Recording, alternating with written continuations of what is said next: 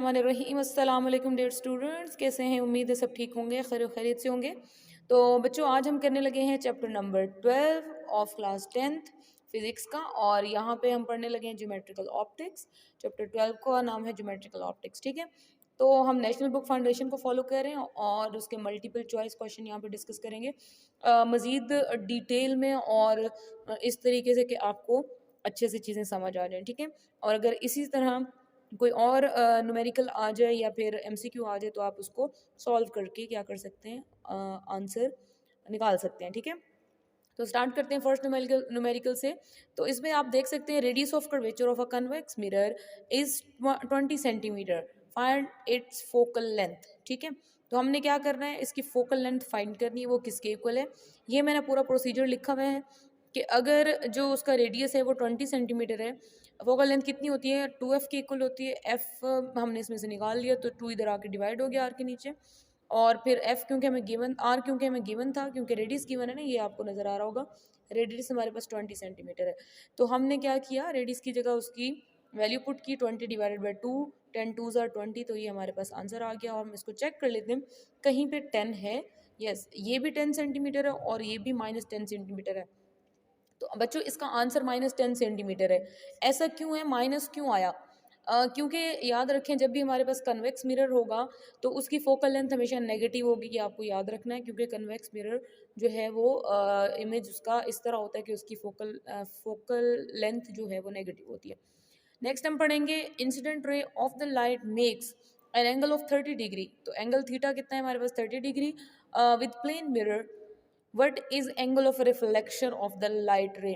तो एक incident light है, वो कौन सा एंगल बना रही है, वो एंगल बना रही है 30 डिग्री का विद दिस प्लेन मिरर। ये क्या है, हमारे पास मिरर है, प्लेन मिरर, ठीक है, प्लेन मिरर। तो देखें, प्लेन मिरर के साथ ये हमने नॉर्मल ड्रॉ किया। हमें पता है नॉर्मल कैसे ड्रॉ करते हैं, जो परपेंडिकुलर लाइन होती है उसको हम नॉर्मल कहते हैं।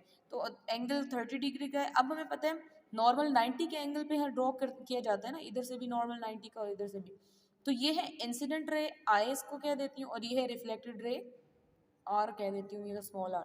तो रिफ्लेक्टेड रे बच्चों देखें, ये 30 के एंगल से यहाँ पे इमर्ज हो रही है, निकल रही है।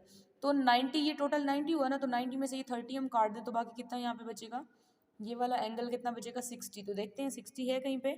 यस, हमारा जो सी ऑप्शन है, तो ये हमारा 60 हो गया। होपफुली यहाँ तक समझ आ गई होगी। चलते हैं नेक्स्ट पे। Focal length of a concave lens is, क्या होती है, the focal length of concave lens is positive, negative, infinity या जीरो। जी बच्चों, तो focal length of concave lens जो होता है वो क्या होती है, हमेशा नेगेटिव होती है। ये भी आपको याद रखना है कि जो कनकेव लेंस हो या कॉन्वेक्स मिरर हो, ठीक है, ये दोनों, इनका ऑलमोस्ट सेम बिहेवियर होता है, कॉन्वेक्स मिरर और कॉन्केव लेंस। तो इनकी फोकल लेंथ नेगेटिव होती है। यहाँ पे हमने पढ़ा था ना कि इसकी फोकल लेंथ नेगेटिव है, ये जो हमने एफ निकाला था, ठीक है। अब इसी तरह इसकी भी फोकल लेंथ क्या होगी, नेगेटिव होगी। नेक्स्ट चलते हैं। A virtual erect and smaller than object always is always formed by.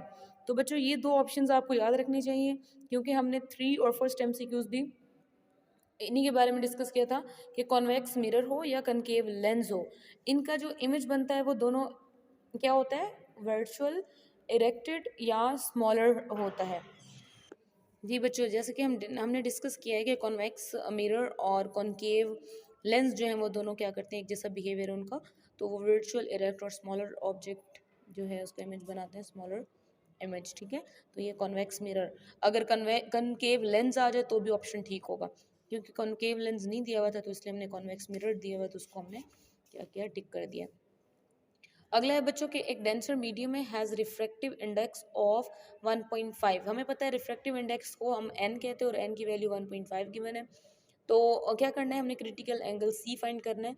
As we know that n is equals to 1/c and n is equals to 1/sin c, और sin c जब इधर आया और n जाके इधर divide हो जाएगा, तो 1/n is equals to sin c। अब हम इन्वर्स ले लेंगे, 1/, यहाँ पे आप 1/n लिख दें, 1/n sin c is equals to 1/n, sin c 1/1.5 हमने यहाँ पे लिख दिया, क्योंकि n की वैल्यू हमारे पास 1.5 थी। अब हमने क्या किया, 1.5 की वैल्यू निकाल के साइन इनवर्स निकाला, तो हमारे पास क्या आ गया 41.8। तो देखते हैं क्या वो 41.8 है। यस, ये हमारे पास 41.8 है, तो हमने यहाँ पे लिख दिया। इसके बाद नेक्स्ट चलते हैं बच्चों, ये है concave lens virtual erect and enlarge image बनाता है of an object is placed. तो बच्चों ये स्टेटमेंट ऐसी है जो थोड़ी सी रॉन्ग है। आप याद रखिएगा, वर्चुअल इरेक्ट और इन लार्ज इमेज जो बनता है वो या तो बनता है कॉन्वेक्स लेंस से, कॉन्वेक्स लेंस से, या फिर वो जो है कॉन्केव मिरर से बनता है।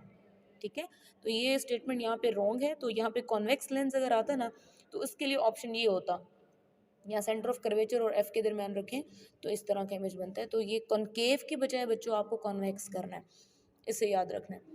नेक्स्ट हमारे पास ऑप्शन है a concave lens has focal length of 5 centimetre, find its power. इसकी पावर फाइंड करनी है, यहाँ पे मैंने फाइंड कर लिया रफ वर्क में, ये जो बॉक्स बना है।